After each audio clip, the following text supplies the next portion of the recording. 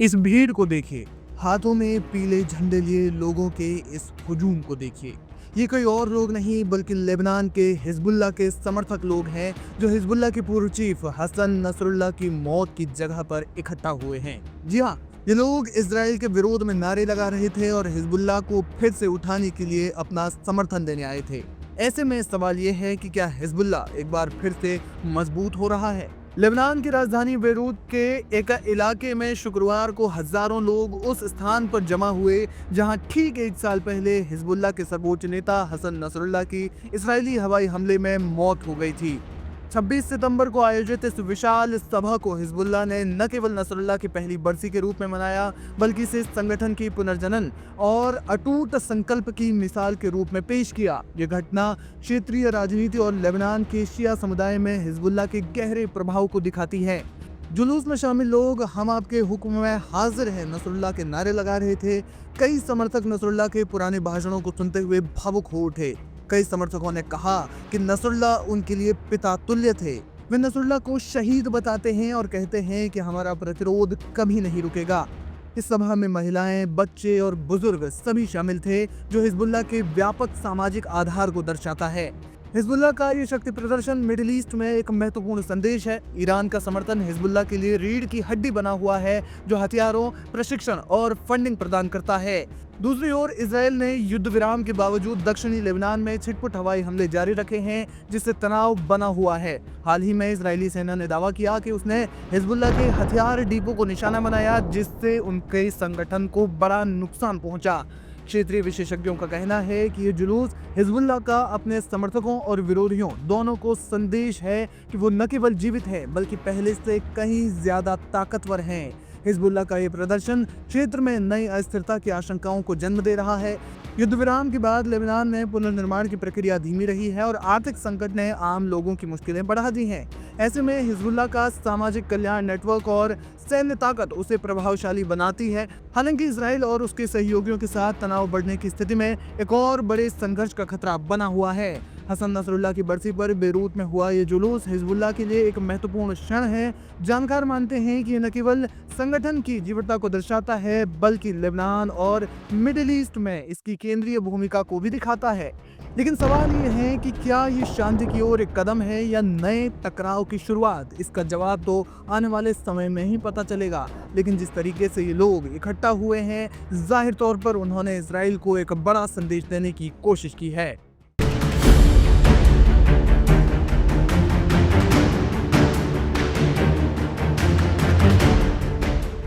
Israel और Yemen के हूतियों के बीच चल रहे टकराव ने एक नया मोड़ ले लिया है और ये नया मोड़ काफी खतरनाक और एक बड़े युद्ध की तरफ इशारा भी कर रहा है। इजराइल के रक्षा मंत्री इजराइल कॉट्स ने यमन को प्लेग ऑफ द फर्स्टबोर्न यानी पहले जन्मे बच्चों की मृत्यु की बाइबिलीय चेतावनी देते हुए गंभीर परिणाम भुगतने की धमकी दी है। इसके बाद सना पर हुए भीषण हवाई हमलों ने यमन के आम नागरिकों के लिए हालात और भी ज्यादा बदतर बना दिए हैं। दरअसल इजराइल ने हाल ही में यमन की राजधानी सना पर एक के बाद एक कई हवाई हमले किए। इन हमलों में अयाज में स्थित एक तेल डिपो, बिजली संयंत्र और एक अन्य नागरिक संरचनाएं पूरी तरह तबाह हो गई। स्थानीय मीडिया और हूती अधिकारियों के मुताबिक इन हमलों में कम से कम 6 लोगों की मौत हो गई, जबकि 80 से ज्यादा लोग घायल हुए हैं। हमलों के बाद शहर के बड़े हिस्से में अंधेरा छा गया और जगह जगह आग लग गई। हमलों के तुरंत बाद इजराइल के रक्षा मंत्री इजराइल कॉट्स ने अपने आधिकारिक बयान में कहा कि यमन को प्लेग ऑफ द फर्स्टबोर्न का सामना करना पड़ेगा। ये बाइबिल की वो घटना है जिसमें मिस्र के हर पहले जन्मे बच्चे की मृत्यु हो जाती है। कॉट्स का ये बयान न सिर्फ धार्मिक रूपकों से भरा हुआ था, बल्कि इसे यमन की जनता, खासतौर पर बच्चों को सीधा निशाना बनाने वाली चेतावनी के रूप में देख रही है।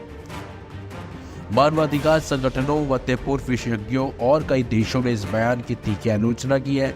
उनका कहना है कि किसी राष्ट्र के खिलाफ इस तरह की धार्मिक प्रेरित धमकी देना अंतर्राष्ट्रीय कानूनों का उल्लंघन है।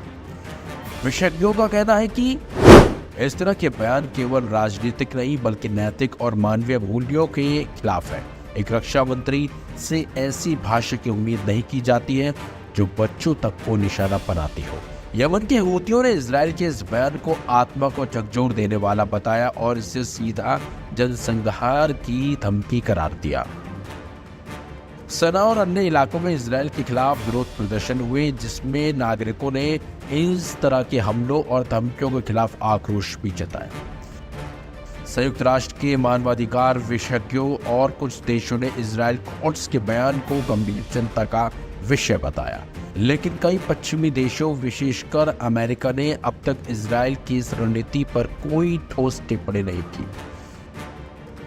विश्लेषकों का मानना है कि अंतर्राष्ट्रीय राजनीतिक समीकरणों के चलते इजराइल को बार बार छूट मिलती रही है। इजराइल द्वारा यमन में की गई कार्रवाई को एक तरफा जवाब मानना सही नहीं होगा। हूतियों ने भी हाल ही में इजराइल के बेन गुरियन एयरपोर्ट के पास मिसाइल हमले किए थे, लेकिन जवाबी कार्रवाई में नागरिक आबादी को निशाना बनाना और फिर धार्मिक प्रतीकों के जरिए भय फैलाना युद्ध के मानवीय नियमों के खिलाफ। इजराइल कोर्ट्स का यह बयान केवल एक चेतावनी नहीं बल्कि एक ऐसी विचारधारा का प्रतीक है जो धार्मिक भावनाओं और ऐतिहासिक प्रतीकों का प्रयोग कर युद्ध को वैध ठहराने का प्रयास करती है। सवाल यह है कि क्या इस क्षेत्र में अब भी कूटनीति की कोई गुंजाइश बची है या फिर यह संघर्ष आने वाले दिनों में और खतरनाक मोड़ लेने वाला है।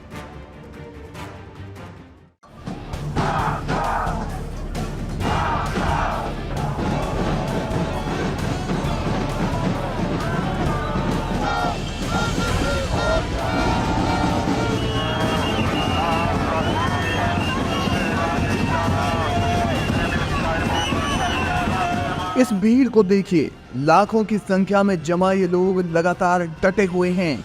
इस्राएल की जनता गुस्से में है, आवाम अपनी सरकार के खिलाफ लामबंद है और सड़कों पर प्रदर्शन कर रही है। ऐसा लग रहा है कि वे बस कानून से बंधे हुए हैं, नहीं तो कुछ भी कर जाने को आमादा हो जाएं। जी हाँ, इस्राएल के तमाम शहरों में प्रधानमंत्री बेंजामिन नेतन्याहू और उनकी सरकार के खिलाफ जोरदार प्रदर्शन हो रहे हैं। इस्राएल की सड़कों पर रविवार को लाखों लोग उमड़ पड़े, जो पीएम बेंजामिन नेतन्याहू के खिलाफ अब तक के सबसे बड़े विरोध प्रदर्शनों में से एक का हिस्सा बने। तेल अवीव, यरूशलेम और अन्य शहरों में प्रदर्शनकारियों ने गजा में चल रहे युद्ध को तत्काल खत्म करने, हमास द्वारा बंधक बनाए गए लोगों की रिहाई के लिए समझौता करने और नेतन्याहू सरकार की नीतियों की कड़ी निंदा की। 7 अक्टूबर 2023 को हमास के हमले के बाद शुरू हुए युद्ध को अब तक 22 महीने हो गए हैं।